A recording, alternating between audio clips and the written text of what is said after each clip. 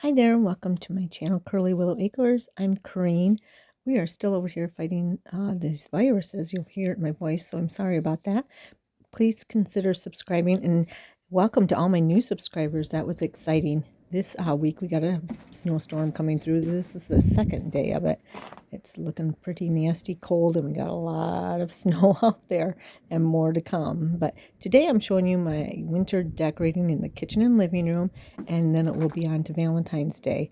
Leave in the comments whether you decorate for Valentine's Day or not. I'd really like to know. I don't go all out. I just do a little bit here and there, but I'd love to know if you decorate for Valentine's or not. Here we go. Hope you enjoy.